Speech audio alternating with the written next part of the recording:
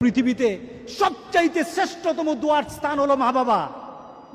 ওই মা বাবা যদি হাত পাতে আরশ পর্যন্ত পৌঁছে যায়, ওই মা বাবা যদি বদদুয়া করে, পৃথিবীর সব তীর সব টার্গেট মিস হতে পারে, কিন্তু মা বাবার বদদুয়া কখনো মিস হয় না, কখনো মিস হয় না।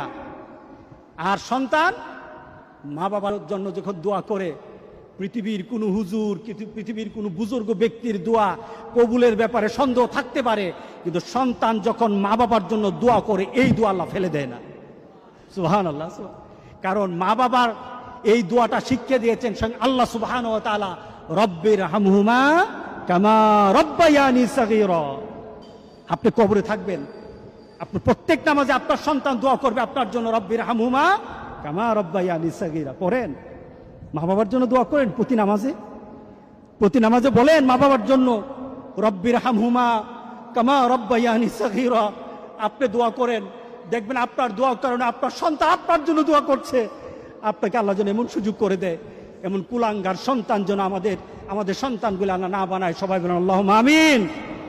আপনার দালান, আপনার বাড়ি, আপনার সম্পদ, আপনার ব্যবসা, আপনার পৃথিবীর প্রতিপত্তি যত কিছু আছে, সব আপনি দুনিয়াতে ফেলেই চলে যেতে হবে, কিন্তু সন্তান কিন্তু আপনাকে ছেড়ে দিবে না। সন্তান আপনাকে ছেড়ে দিবে না। ভালো সন্তান রেখে যাবেন, কবরে শুয়ে শুয়ে আপনার সন্তানের দোয়া পাবেন।